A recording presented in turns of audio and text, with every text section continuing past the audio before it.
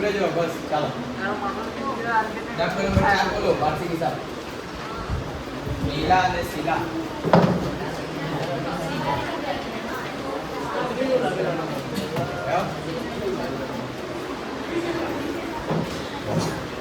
ચાલો બીજું બધા મટીરિયલ ચોથા નંબરનો દાખલો નીલા અને શીલા દર વર્ષે હોમવર્કમાં આપવામાં આવતો પણ તમારા જેવા નબળા વિદ્યાર્થીઓ માટે પાછો ગણવા માંગતા છે બરાબર ચાલો સારું છે ને એટલે ખબર તો પડે દાખલા નંબર 4 ની ઉપર પહેલા તો લોકો મોસ્ટ ટાઈમ HW બી લખવાનું હતું પણ અફસોસ કે નહીં બરાબર ચાલો હવે પહેલા તો જો નીલા અને શીલા મૂડીના પ્રમાણમાં નફો નુકસાન વેચતા એક ભાગીદારી પેઢીના ભાગીદારો છે અહીંયા નફા નુકસાનનું પ્રમાણ નથી આપેલું પણ તમારે નફા નુકસાનનું પ્રમાણ નક્કી કરવાનું છે ચાલો પહેલા અહીંયા લખીએ બે ભાગીદાર નીલા અને શીલા એ લોકોનું નફા નુકસાનનું પ્રમાણ એ લોકોએ નફા નુકસાનનું પ્રમાણ એમના મૂડીના પ્રમાણમાં રાખવા કીધેલું છે તો પહેલા તો બંનેની મૂડી નક્કી કરો નીલા અને શીલાની બંનેની મૂડી કેટલી આપેલી છે 1,50,000 આ 1 લાખ અને બીજી 50,000 ચાલો એમાં સૌથી પહેલા પ્રમાણ કાઢવાનું તો જેટલા મીંડા કેન્સલ થાય તેટલા મીંડા કેન્સલ કરીએ આ 4 મીંડા કેન્સલ એટલે 10 બચશે અને 5 એટલે 10/5 આનાથી નાનું કરતા નહીં આવડે તો આ જ પ્રમાણમાં તમારે વેચી દેવાનું દરરોજ જ મળી આવે ચાલો એના પછી આ જે 10 છે તેનો ભાગ ચાલશે 5 × 10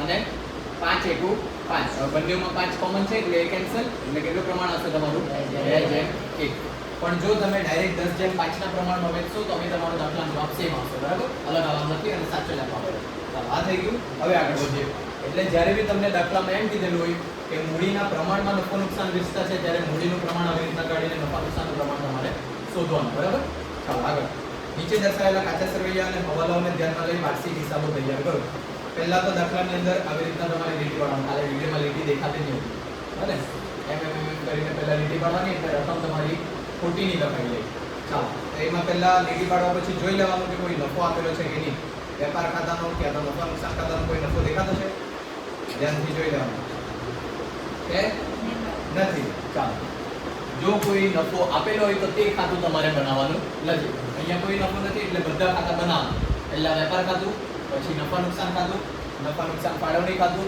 ભાગીદારોના મૂડી ખાતા અને છેલ્લે પાકું સરવૈયું હજુ તમે ચાલુ ખાતું નથી શીખા આ મૂડી ખાતા પછી બીજું આવશે ચાલુ ખાતું તે બી તમારે શીખવાનું છે ચાલો ઉપર હેડિંગની વાત કરીએ બે ભાગીદાર છે નીલા અને શીલા નીલા અને શીલાનું તારીખ 31/3/17 ના રોજ પૂરા થતા વર્ષનું વેપાર ખાતું પૂરા થતા વર્ષનું નફા નુકસાન ખાતું પૂરા થતા વર્ષનું ફાળવણી ખાતું અહીંયા ડાયરેક્ટ લખવાનું ખાલી ભાગીદારના મૂડી ખાતા અને પેલું રોજનું પાકું સરવૈયું બરાબર આ જે 4 ખાતા છે બધામાં ઉધાર જમા લખવાનું પેલામાં ઉધાર જમા લખવાનું નહીં કારણ કે આ 4 ખાતા છે અને પેલું પત્રક છે બરાબર આટલું થાય એના પછી જે કાચા સરવૈયામાં ઉધાર બાજુ હોય તે 4 ખાતાની ઉધાર બાજુ અને જે જમા બાજુ હોય તે 4 ખાતાની જમા બાજુ પણ કાચા સરવૈયામાં જે ઉધાર બાજુ હોય તે લખવાનું મૂડી દેવા બાજુ અને જે જમા બાજુ હોય તે લખવાનું મિલકત દેવા બાજુ બરાબર ચાલો દાખલો સ્ટાર્ટ કરીએ સૌથી પહેલા દાખલાની શરૂઆતમાં મૂડી ખાતાની જમા બાજુ શરૂઆતની તારીખ એટલે કે 1/4/16 એ તારીખે બાકી આગળ લાવ્યા કરીને બંને ભાગીદારોની મૂડી લખવાની કેટલી હતી 1,50,000 ચાલો દાખલાની શરૂઆત આવી રીતના જ કરજો સ્ટેપ બાય સ્ટેપ યાદ રાખવાનું સૌથી પહેલા ભાગીદારના મૂડી ખાતાની જમા બાજુ મૂડી લખી પછી ઉધાર બાજુ તરત લખવાનું ઉપાડ ખાતે ચાલો હવે ઉપાડ માટે તારીખ તમારે નક્કી નહીં થાય જો હવાલામાં કોઈ તારીખ આપેલી હોય તો લખવાની નહીં તો ડેશ આપેલી છે હવાલામાં કોઈ તારીખ ઉપાડ પર વ્યાજ આપેલું છે પણ તારીખ નથી આપેલી એટલે તારીખના ખાનામાં કરીએ ડેશ જો નીલા અને શીલાના ઉપાડ કેટલો છે 20,000 અને 14,000 બરાબર ચાલો આ બંનેનો આવી ગયો ઉપાડ મૂડી લખાઈ આવી ઉપાડ લખાઈ આવી એના પછી તરત હવાલાથી સ્ટાર્ટ કરવાનું હવાલો નંબર 1 આખો સ્ટોક 1,10,000 નો છે જેની બજાર કિંમત 20% વધુ છે એમ જોઈએ તો કોઈ ગણતરી નહીં કરવા પડે પણ અહીંયા બતાવી જોજો અહીંયા આખો સ્ટોકની વાત કરી છે જેમાં એ લોકોએ ચોપડે કિંમત કેટલા રૂપિયા આપેલી છે 1,10,000 આ તમારી થઈ ગઈ ચોપડે કિંમત બજાર કિંમત માટે એ લોકોએ શું કીધેલું છે 20% વધુ આમાં પ્લસ કરો 20% એટલા આવી ગઈ તમારી બજાર કિંમત આખા સ્ટોક માટેનો કાયદો ચોપડી કિંમત અને બજાર કિંમત બે પૈકી જે ઓછી હોય તે લખવાનું એટલે તમારે ચોપડી કિંમત 1,10,000 મૂકવાની જોજો દાખલામાં જો વધુ એમ કીધેલું હોય 20% વધુ 10% વધુ તો કઈ કરવાની જરૂર નહીં પડે, જે આપેલ છે તે જ લખી દેવાનું. અને જો ઓછું એમ કરવા કીધેલું હોય તો એટલા ટકા બાદ કરીને પછી ફાઇનલ લખવાનું. બરાબર? ચાલો આમાં ચોપડી કિંમત ઓછી છે એટલે આખા સ્ટોકમાં 1,10,000 લખવાનું. આખા સ્ટોકની બે એન્ટ્રી વેપાર ખાતાની જમા બાજુ અને મિલકત દાના બાજુ. અહીંયા લખીએ આખા સ્ટોક 1,10,000. મિલકત દાના બાજુ લખીએ આખો સ્ટોક 1,10,000. જેટલી એન્ટ્રી મરાય તેટલી એન્ટ્રી માનીને આવવાનું. બરાબર? અમુક એન્ટ્રી તો ગોખાઈ જશે. સવાલ નંબર 2, ભાગીદારોને મૂડી પર વાર્ષિક 6% લેખે વ્યાજ આપવાનું છે. ચાલો મૂડી પર વ્યાજ એક વખત આવી ગયું છે. બરાબર? મૂડી પર વ્યાજ હોય કે ઉપાડ પર વ્યાજ હોય, જ્યાં મૂડી લખી એની જ નીચે એનું વ્યાજ લખવાનું, જ્યાં ઉપાડ લખે એની જ નીચે એનું ઉપાડ પર વ્યાજ લખવાનું. બરાબર? અહીંયા આ મૂડી છે, મૂડીના નીચે વ્યાજ લખીએ. હવે ભાગીદારના મૂડી ખાતામાં બધી તારીખ આખરની લખવાની. 31/3/17 મૂડી પર વ્યાજ આપવાનું છે એટલે અહીંયા લખીએ મૂડી પર વ્યાજ. કેટલા ટકા આપવાનું છે? 6%. 1,00,000 ના 6% એટલે 6,000. 50,000 ના 6% એટલે 3,000.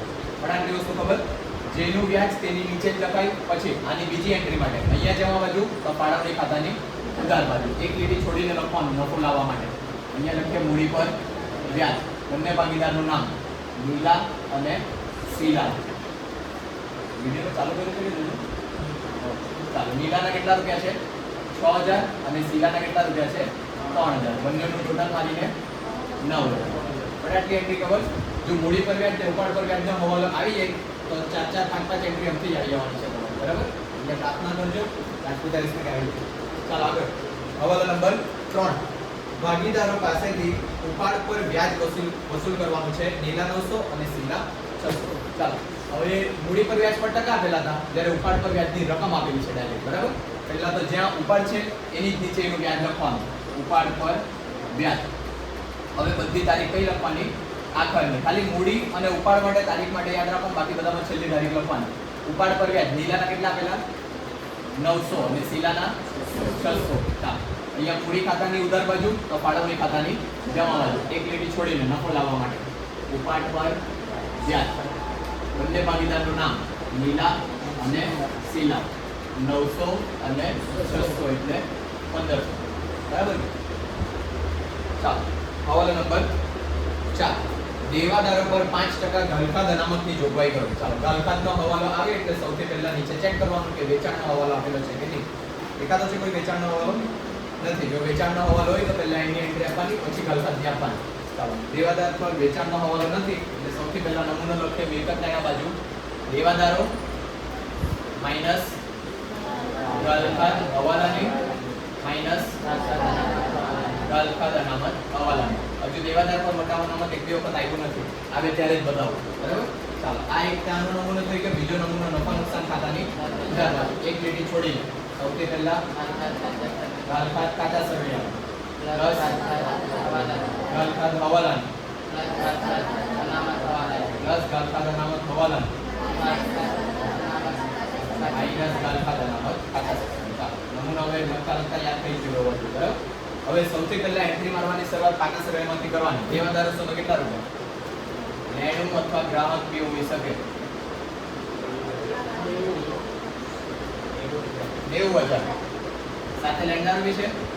ચાલો તો લેણદારો બી તરત જ નથી દાની તો રહી જશે. કેટલા રૂપિયાના લેણદારો? 60,000. રકમ બરાબર લખાવી છે ને? ચાલો દેવાદારો તમારા 90,000, એમાંથી ઘાલખાદ હવાલાની માઈનસ કરો. હવાલાની ઘાલખાદ કેટલી આપી? 5%. કઈ છે 5% વાળી? નથી આપેલી. અહીં આપેલી હોય તો ડેશ કરવાનું. અહીંયા લખીએ 90,000. ઘાલખાદ અનામત આપેલી છે તમને 5%. ચાલો 90,000 ના 5% એટલે 4,500. બાદ કરીને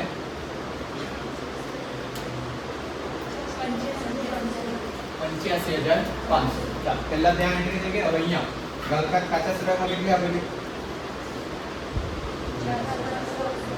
400. પછી ઘાલખાદ હવાલામાં કેટલી? નથી.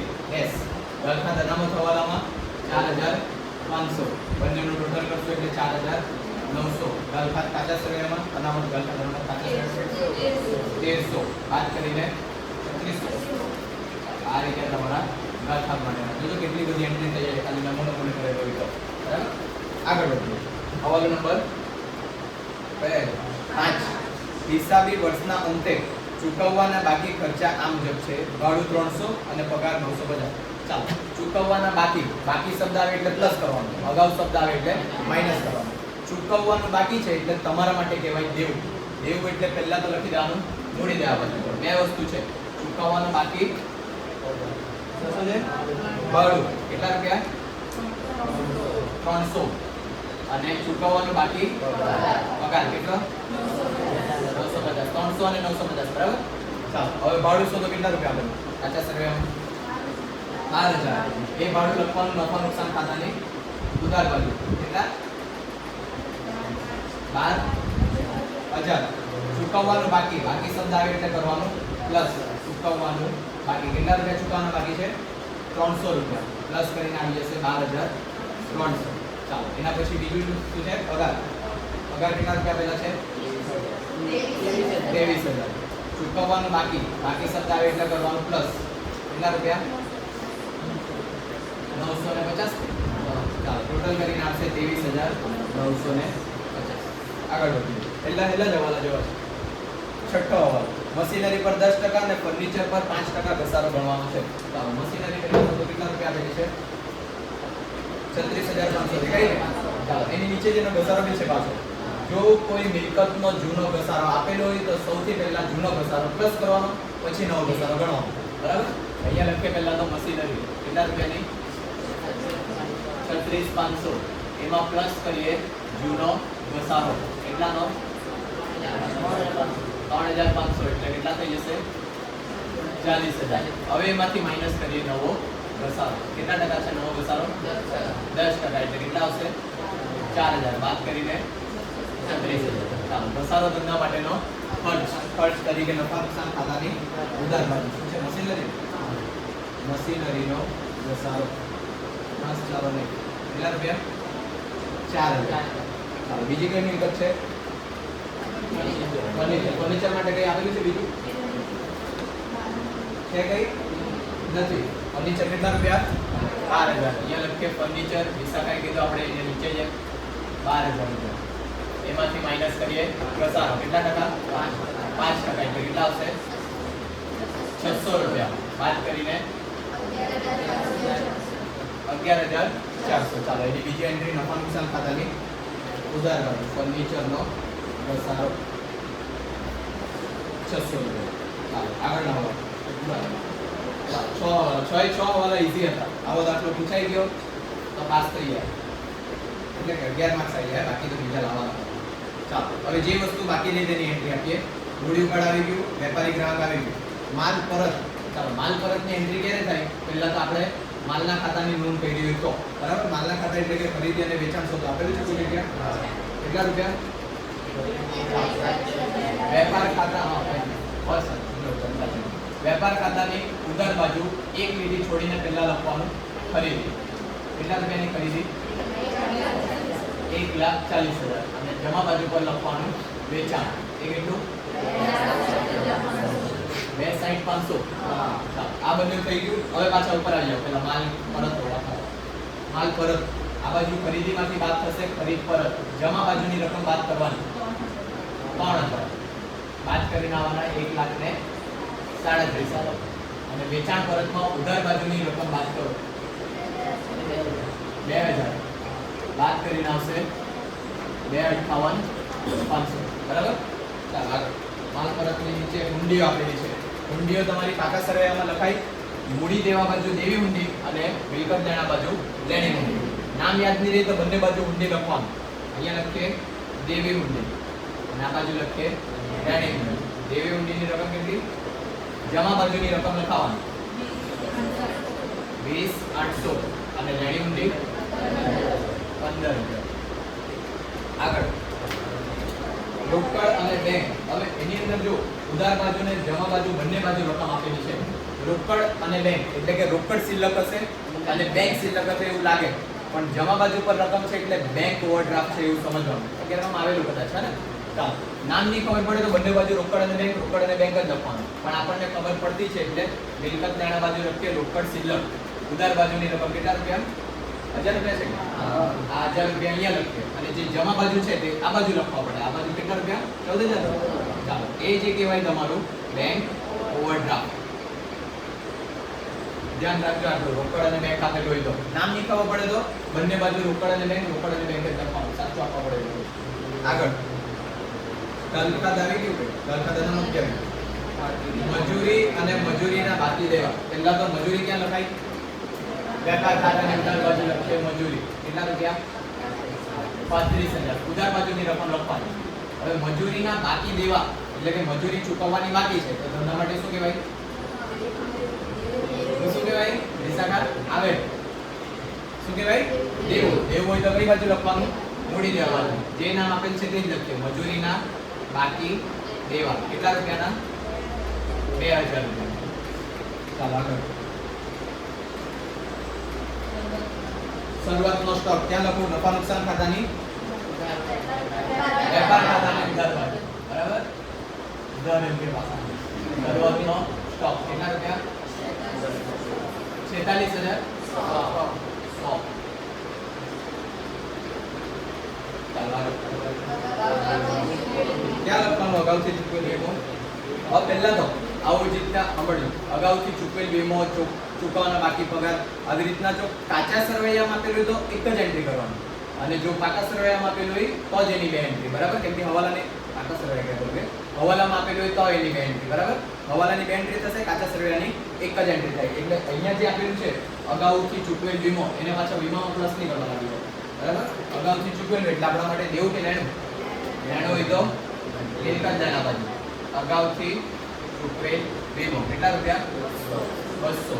આગળ વીમા પ્રીમિયમ. વીમા પ્રીમિયમ ક્યાં લખવાનું? નફા નુકસાન ખાતાની ઉધાર બાજુ. વીમા પ્રીમિયમ કેટલા રૂપિયા? 2,000. આમાં પ્લસ કરવા લાગી જાય અમુક. આગળ જાહેરાત ખર્ચા ક્યાં લખું?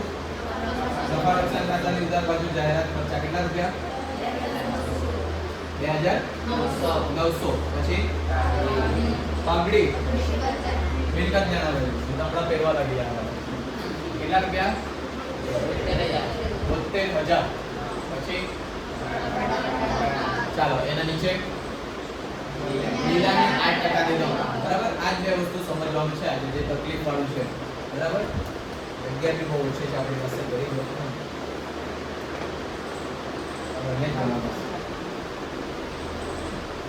પાછળ દેખાતું છે અહીંયા નીચે. હવે પહેલા તો જે છે ભાડા પટ્ટાનું મકાન એકદમ વ્યવસ્થિત રીતના સમજવા પડશે. આ એક જ હવાલાની એન્ટ્રી મારવા પડે પહેલા. બરાબર? ભાડા પટ્ટાનું મકાન એટલે તમે કોઈ બી મકાન અમુક વર્ષ સુધી ભાડા પર લઈ અને તેના પૈસા એક સાથે ચૂકવી દો. બરાબર? એવું માની લઉં કે આ જે ક્લાસીસ છે મેં 10 વર્ષ માટે ભાડા પર લીધું છે. બરાબર? અને 10 વર્ષના મેં 60,000 રૂપિયા ચૂકવી દીધું છે. બરાબર? એટલા 60,000 રૂપિયા. તો મારે એક વર્ષનું જો શોધવાનું હોય તો ભાગ્યા 10 કરીને કેટલા લખવા પડશે? 6,000 રૂપિયા. કેટલા આવશે? 6,000 રૂપિયા. આટલું ખબર પડે? એટલે કે જે 10 વર્ષ માટેનું મેં ભાડું ચૂકવ્યું છે તેમાં એક વર્ષનું ભાડું કેટલા રૂપિયા છે? 6,000 રૂપિયા. બરાબર? હવે જે અમે 60,000 રૂપિયા ચૂકવ્યા તે એડવાન્સ ચૂકવેલા કહેવાય. જો કોઈ વસ્તુ તમે એડવાન્સમાં ચૂકવે એટલે પાછા લઈ શકીએ આપણે એવો અંદાજો મગજમાં રાખવાનો. બરાબર? પાછા લઈ શકીએ એટલે આપણે લેણું તરીકે મિલકત લેણામાં દર્શાવો. બરાબર? આટલું ખબર પડે? પણ આ જે 60,000 રૂપિયા છે વાસ્તવમાં એવી કોઈ મિલકત છે તમારી પાસે?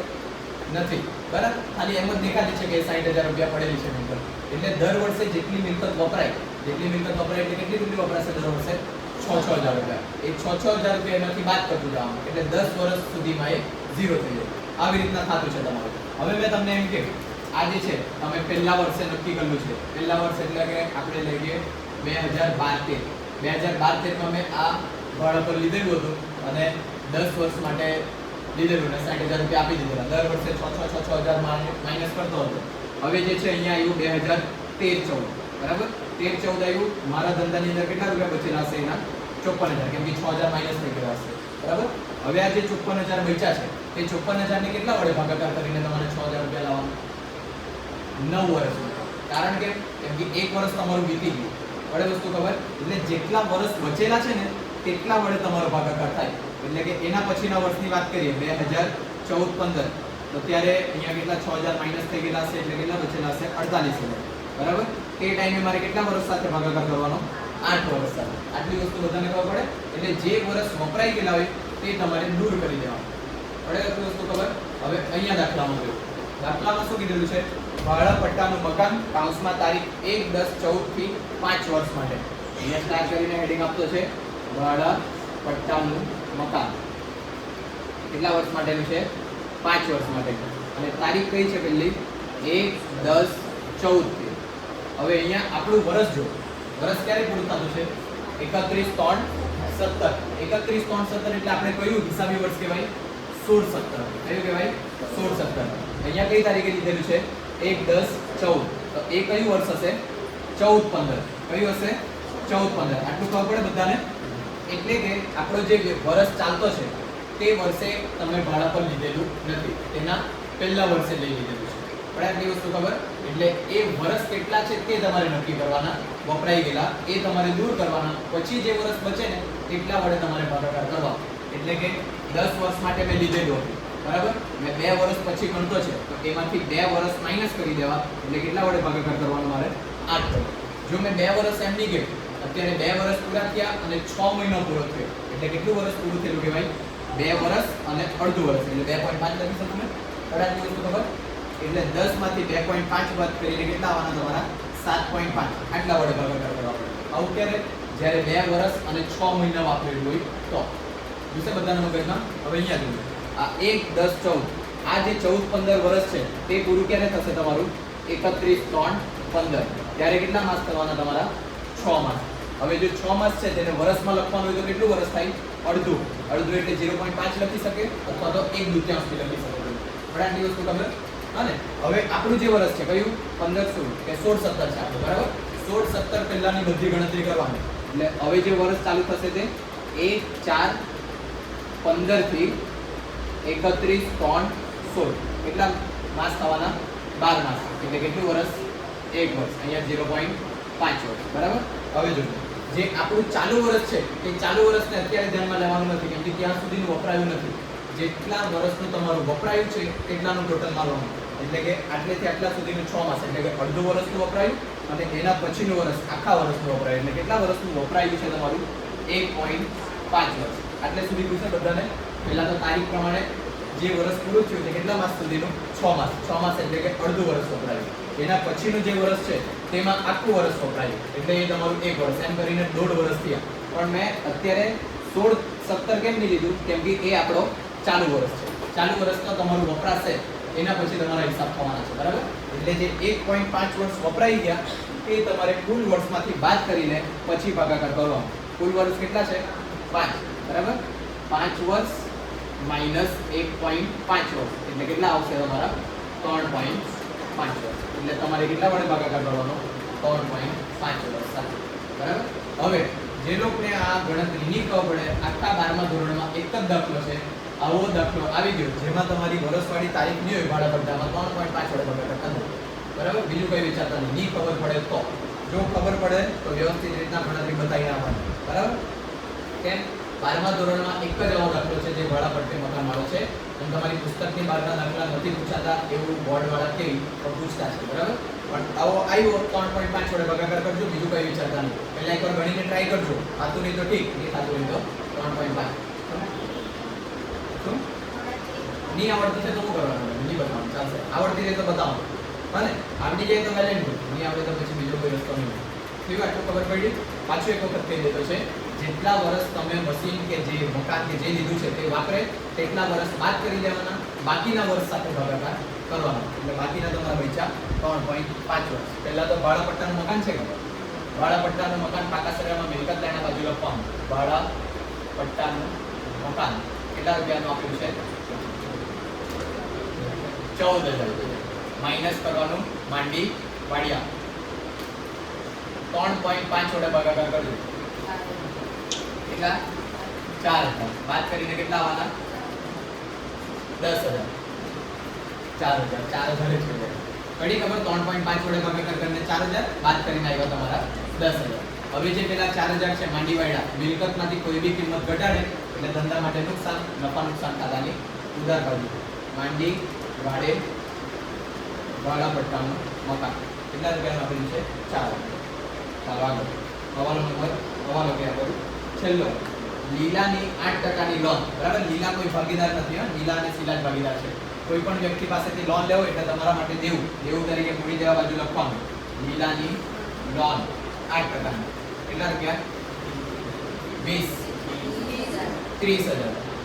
કાઉન્સમાં તારીખ આપેલી હશે 1/11/16, બરાબર. ચાલો એની ગણતરી કરીએ. તારીખ અને વ્યાજનો દર આપેલો છે એટલે એનો વ્યાજ ગણવા પડશે. લીલાની લોનનું વ્યાજ, ચાલો 8% લેખે ગણવાનું છે અને તારીખ આપેલી છે 1/11/16. તમારું વર્ષ પૂરું થશે 31/3/17. કેટલા માસ થાય? 6 માસ થાય. 5 માસ થશે તમારા, બરાબર. ચાલો આ થઈ ગયા તમારા 5 માસ. હવે વ્યાજની ગણતરી કરીએ. 30,000 ગુણ્યા 8% લેખે 5 માસનું વ્યાજ કેટલું હશે?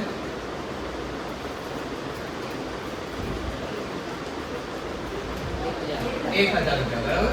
ચાલો આટલું તમારું વ્યાજ ચૂકવવાનું બાકી છે. ચૂકવવાનું બાકી વ્યાજ એટલે સૌથી પહેલા મૂડી દેવા બાજુ લખજો. ચૂકવવાનું બાકી લોન વ્યાજ 1,000 રૂપિયા અને બીજી એન્ટ્રી નફા નુકસાન ખાતાની ઉધાર બાજુ 1,000. ચૂકવવાનું બાકી લોન વ્યાજ. બસ આ જે તમારું ભાડા પટ્ટાવાળું મકાન છે ને એ હવાલાને લીધે આટલું મોટું આપ્યું, બરાબર. બાકી એમ જોઈએ તો ખાલી ભાડા પટ્ટાનું મકાન સમજાઈ દે તો બી ચાલશે. ગયા વર્ષે એવું કરેલું અને ગયા વર્ષે મારા હોશિયાર વિદ્યાર્થીઓએ ગણેલા હતા જાતે દાખલા. જોઈ લેજો. ચાલો ટોટલ મારું પૂરું થઈ ગયું બધું. વ્યવસ્થિત ટોટલ માં ટોટલમાં ભૂલ કરી તમે તો અમને જ મારી પાસે કેટલા? 3,68,500.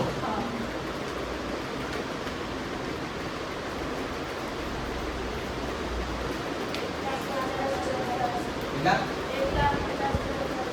1,50,400. આ જે વેપાર ખાતામાં આવે તે કહેવાય તમારો કાચો નફો. કાઉન્સમાં ક્વેશ્ચનમાં કાઉન્સમાં લખવાનું નફા નુકસાન ખાતે લઈ ગયા. અહીંયા ઉધાર બાજુ નફા નુકસાન ખાતાની જમા બાજુ 1,50,400 કાચો નફો. કાઉન્સમાં લખવાનું વેપાર ખાતામાંથી લાવ્યા. ટોટલ અહીંયા એટલું જ આવવાનું 1,50,400. એક્ઝામમાં ટોટલ મારે તો પેન્સિલથી મારજો, કોઈ વખત ખોટ બી આવી જતી છે.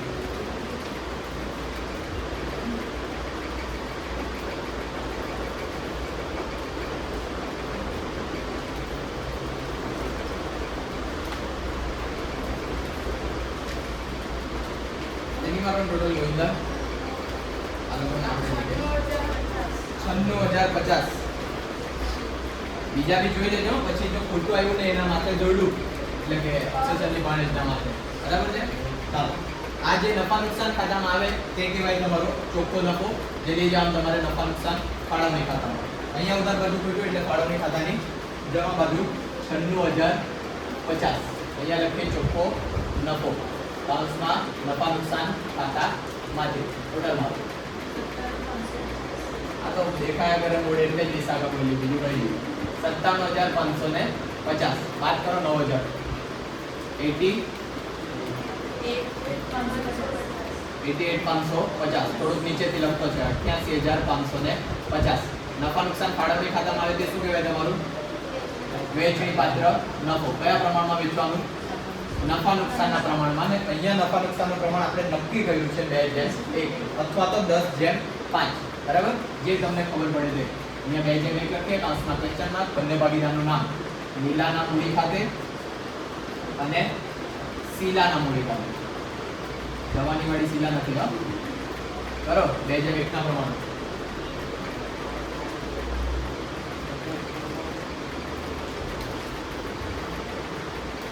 નહીં બોલવાના. 2:1 ના પ્રમાણમાં વેચો એમ કીધું બેટા. પોઈન્ટમાં તો હું છું. પોઈન્ટમાં એટલે ગભરાઈ જાવ. હે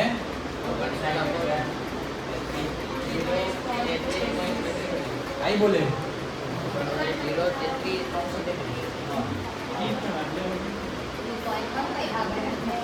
પોઈન્ટમાં પૈસા નહીં આવે એટલું તો સમજી લે. 30-40 રૂપિયા માટે તમે કાઢો વડાપાવ ખાવાવાળા, લોકો નહીં કાઢે, બરાબર. ચાલો હવે પોઈન્ટ આવ્યું છે અહીંયા ઉપર જો 59,033.33 આવ્યું એટલે એ કાઢી દીધું છું, બરાબર. પછી અહીંયા 29,516 પછી 666 આવ્યું એટલે એક ઉમેરી દીધું. પણ આટલી વસ્તુ ખબર બંનેનું ટોટલ માંથી જોઈ લેવાનું 88,550 થતું છે કે નહીં. જો પાછા તમે પોઈન્ટ આપવામાં એમ ભૂલ કરી હશે તો 1 રૂપિયાની ભૂલના કારણે તો 2 રૂપિયાની ભૂલ આવશે. 2 રૂપિયાની ભૂલ તો હું શોધવાનું કે એને જવા દે. ચાલો અહીંયા ઉધાર બાજુ એટલે મૂડી ખાતાની જમા બાજુ લખવાનું 59,033 અને 29,517. વિગતમાં લખવાનું વહેંચણી પાત્ર નફો. તારીખમાં બધી આખરની તારીખ લખવાની 31/3/17. મારો ટોટલ 1,65,033. કેટલા પૈસા અહીંયા લખીએ 1,65,033.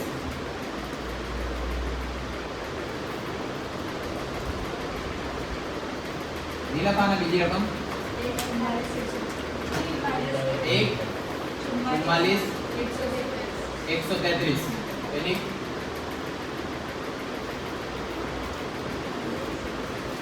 એક્યાસી બ્યાસી ત્યાસી કેટલા છે કેટલા? આઈ હમણાં નહીં